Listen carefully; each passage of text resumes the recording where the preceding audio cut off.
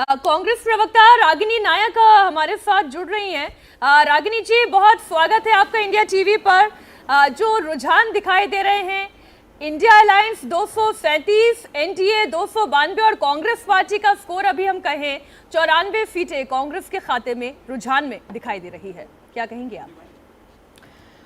मीनाक्षी, सबसे पहले तो मैं कहूंगी कि जो 10 साल का न्यायकाल था ना नरेंद्र मोदी जी की सरकार का, तो उसके लिए मैं ये ज़रूर कहना चाहती हूँ कि 10 साल से देश में घूम घूम, बाधा विघ्नों को चूम चूम, सहधूप घाम पानी पत्थर, कांग्रेस आई कुछ और निखर, सौभाग्य न हर दिन सोता है, देखें आगे क्या होता है। तो जैसा कि अभी कोई बता रहा था, चूंकि टीवी स्क्रीन मेरे सामने नहीं है, मैं रजत जी की आवाज़ पहचान रही थी, बाकी मुझे थोड़ा संशय था। कोई कह रहा था कि केवल 1.25 लाख या 2.5 लाख वोट काउंट हुए हैं।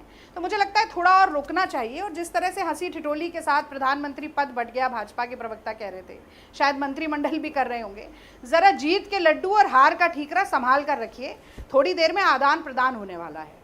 मैं उत्तर प्रदेश के बारे में ज़रूर कहना चाहती हूँ कि उत्तर प्रदेश में अगर अयोध्या की सीट पर पीछे हैं, स्मृति ईरानी वाली अमेठी की सीट पर पीछे हैं, अरुण गोविल वाली मेरठ की सीट पर पीछे हैं, तो एक बड़ा संदेश मुझे लगता है देश की जनता ने दिया है कि सांप्रदायिकता, धार्मिक उन्माद, मंदिर मस्जिद, मछली मटन, मुल्ला घुसपैठिया, माफिया, मंगलसूत्र मुजरा वाली राजनीति देश में नहीं चलनी चाहिए। लेकिन रागिनी जी, मध्य प्रदेश में तो क्लीन स्वीप है। मुझे पूरा, आपने इतनी देर बात की, भाजपा के प्रवक्ता में स्टूडियो में बैठे, जरा मुझे 2 मिनट तो दे दीजिए। आज तो आप लोगों का दिन है, बोलिए। हाँ, तो मैं कह रही हूँ कि देखिए, 45 साल में जो सबसे ज़्यादा बेरोजगारी रही, 35 साल में सबसे ज़्यादा महंगाई रही, 75 साल में सबसे ज़्यादा रुपए में गिरावट रही, थाली थी तो खाना नहीं था, डिग्री थी तो नौकरी नहीं थी, सिलेंडर था तो गैस नहीं थी, शौचालय था तो पानी नहीं था, वाहन था तो पेट्रोल और डीजल भरवाने के लिए पैसे नहीं थे। ये हालात देश में हुए। 80 करोड़ लोगों को ये जो कहा गया तथाकथित रूप से अन्न पहुंचाया गया, राशन दिया गया, उसके बाद ग्लोबल हंगर इंडेक्स पे भारत का नंबर 111वें अंक पर पहुंच गया था। ये सच्चाई थी। इसीलिए कहीं ना कहीं ये बात स्वीकार नहीं होगी। मुझे रजत जी की एक बात से आपत्ति हुई, उन्होंने कहा कि कांग्रेस अगर डबल भी कर लेती है तो कोई बड़ी बात नहीं है। तो आज पूछना चाहिए, भाजपा के प्रवक्ता बैठे कि ये 400 पार के नारे का क्या हुआ, 370 अपने आप पार कर लेंगे उसका क्या हुआ, सारे एग्जिट पोल जो गलत साबित हुए उसका क्या हुआ।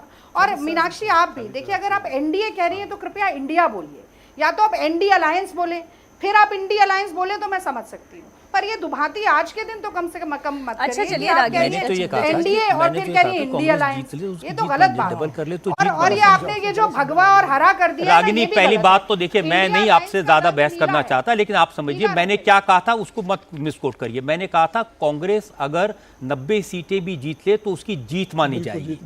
नरेंद्र मोदी, ये दर्शक देख रहे हैं, आपने कहा था कोई बड़ी बात नहीं है, मैं सुन रही थी आधे घंटे से। नहीं, चलिए रागिनी जी, हम किसी भी इस तरीके की बहस में नहीं चाहते हैं। नहीं, ठीक है, केवल भाजपा से बात, और वो ना जीते तो वो उनकी हार मानी जाएगी। बिल्कुल बिल्कुल, हो सकता है आप फिर से दोबारा सुनिएगा रागिनी जी, हो सकता है कॉन्सेप्ट कई बार क्लियर नहीं हो पाते। Ragini ji, it will good day for you. एक मिनट, 70,000 वोट रागिनी, 1 मिनट। और अरुण गोविल आगे हो गए 41,000 वोटों से। ये इलेक्शन कमीशन के आंकड़े हैं, आपको बता दूं, दुरुस्त कर लीजिए अपना। फॉर यू, और हम तो आपको कांग्रेचुलेट कर रहे हैं कि 101 सीट पर कांग्रेस पार्टी ट्रेंड कर रही है, आप लोग लीड कर रहे हैं। लेकिन मेरा अगला सवाल तो सुनिए रागिनी जी, आप बधाई मुझसे दे रही हैं तो मुझसे सवाल भी तो सुनिए। मध्य प्रदेश में क्लीन स्वीप कर रही है बीजेपी, क्या वजह है? छत्तीसगढ़ में भी बीजेपी तकरीबन क्लीन स्वीप की दिशा में आगे जाती दिखाई दे रही थी, क्या वजह है? इसमें 2 बात कहूंगी। एग्जिट पोल वाले दिन भी जो हमारा अपना भी आकलन था, जब इंडिया अलायंस की बैठक हुई, तमाम हमारे गठबंधन के साथी और वरिष्ठ नेताओं ने एक 295 का आंकड़ा रखा था, कमोबेश 5-7 सीटें ऊपर नीचे। तब जब चर्चा हुई तो मध्य प्रदेश और गुजरात, जो मैंने एग्जिट पोल में मैं जिन जिन चैनल्स पर थी, मैंने कहा कि इन दोनों प्रदेशों में कुछ उलटबांसी होती हुई दिख नहीं रही है, ये कमोबेश वैसा ही रहेगा।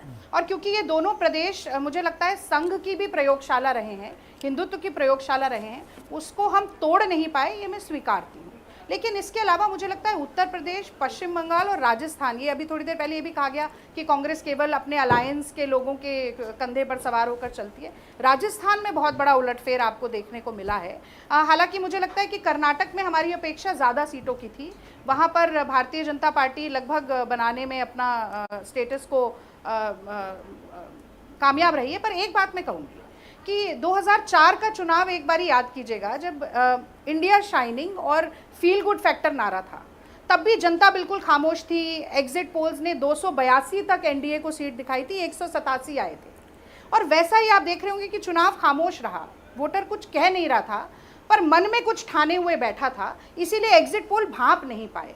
तो अभी देखिए धीरे धीरे जैसे गुत्थी सुलझेगी, मुझे लगता है ये इंडिया के फेवर में, इंडिया गठबंधन की तरफ ये आंकड़े कंसोलिडेट होते हुए दिखेंगे। मतलब आपको यकीन है कि आप सरकार बना ले जाएंगी? मीनाक्षी देखिए 2 बार सुबह से हो चुका है, भारतीय जनता पार्टी 270 के माफ कीजिए एनडीए 270 के आंकड़े को पार करके वापस नीचे गिरा है। ये 20-25 सीट का ही तो मुझे लगता है खेल है, और उसमें भी आप खुद कह रही हैं कि बहुत सी सीट ऐसी हैं जो 500, 1000, 2000, 5000 के मार्जिन से आगे पीछे। तो अभी कुछ भी हो सकता है। वो बहुत से चैनल कह रहे हैं कि ये तो अभी ट्रेलर है, पिक्चर अभी बाकी। ठीक है, हम पिक्चर का इंतजार करते हैं। ट्रेलर जो है वो कांग्रेस पार्टी का मोरल बूस्ट करने वाला है। बहुत शुक्रिया रागिनी जी हमारे साथ जुड़ने के लिए। तो 284 सीट पर एनडीए लीड करता हुआ, 245 सीट पर इंडिया अलायंस लीड